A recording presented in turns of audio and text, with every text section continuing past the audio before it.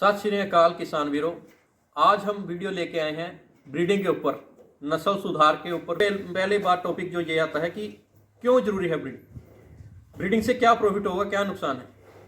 अगर आप भैंस ले आए हैं तो उसको आप ब्रीडिंग के लिए भी यूज नहीं कर रहे, सिर्फ उसका मिल्क सेल कर रहे हैं, तो उसमें क्या होगा कि 5-6 साल बाद आपकी भैंस जब बूढ़ी हो जाएगी तो आपकी वो भैंस वो सेल करनी पड़ेगी और जो सेविंग की है उसी से आपको नई भैंस परचेज करनी पड़ेगी। ये है नेगेटिव पॉइंट, इसलिए आपको इसको पॉजिटिव में बदलना है। मान लीजिए एक भैंस है तो आप उसको लेके आए हैं, उस 1 से 1.5 महीना 2 महीने हो गए, उसको मिल्क प्रोडक्शन अच्छा दे रही है और वो हीट में आ गई, तो बात करेंगे हम 10 से 12 किलो दूध की भैंस की। जिसके पास 20 भी है अच्छी बात है, आगे बताएंगे वो भी।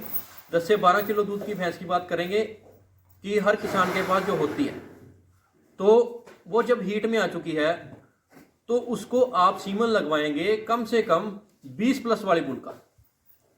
हाँ दोस्तों, 20+ वाली बुल का सीमन लगाएंगे तो जब उसकी फीमेल काफ आएगी तो उस फीमेल काफ का मिल्क प्रोडक्शन कम से कम 16+ तक जाएगा, कम से कम।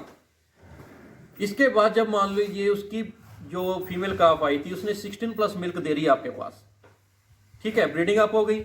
अब लगा लीजिए जो 11 से 12 किलो दूध की भैंस थी उसका प्राइस रेट था 70 से 80 हजार रुपये।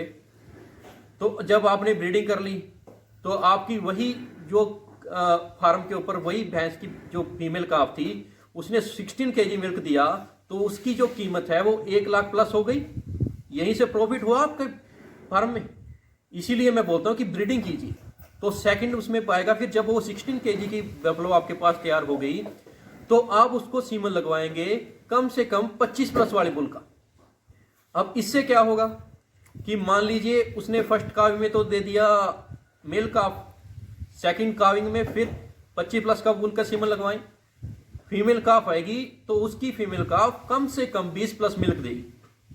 अब देखिए 16 kg की फीमेल काफ हुई सबसे पहले तैयार, तो वो आपकी इनकम होगी उसकी, मान लो आपकी जो कॉस्ट हुई 1 लाख प्लस।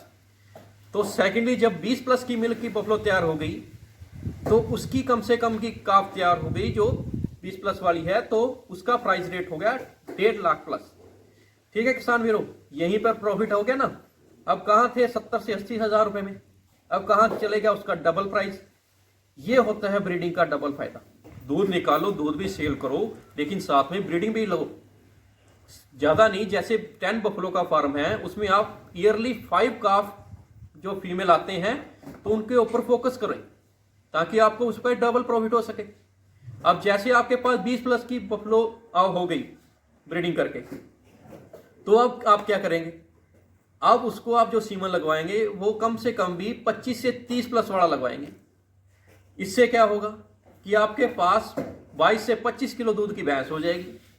समय जरूर लगेगा, लेकिन उधर भी तो देखिए एफडी की तरह आपकी जो भैंस का रेट है वो डबल हो रहा है। मान लीजिए आज आप हरियाणा में 25 किलो दूध की भैंस लेने चले जाते हैं तो उसका कम से कम रेट आज का 3 लाख, 2.5 से 3 लाख है। इससे ऊपर होगा, कम नहीं मिलेगी अच्छी मुर्रा नस्ल की भैंस। तो देखिए अब कहाँ आपकी 10-12 kg दूध वाली भैंस थी जिसका रेट था 70 से 80 हजार, उससे तैयार हुई 16 kg की भैंस, उसका रेट है 1 लाख प्लस। उससे 20+ दूध की भैंस पैदा की, उसका रेट था 1.5+। अब कहाँ आपने तैयार कर ली 22 से 25 किलो दूध की भैंस, उसका रेट चलेगा 2.5 लाख प्लस। हो गया प्रॉफिट। यही है फार्म का असली राज जो प्रॉफिटेबल है। ब्रीडिंग कीजिए, ब्रीडिंग में डबल इनकम है, मिल्क में इनकम है, अच्छी भैंस इनकम देती है मिल्क में, लेकिन साथ में ब्रीडिंग जरूर कीजिए।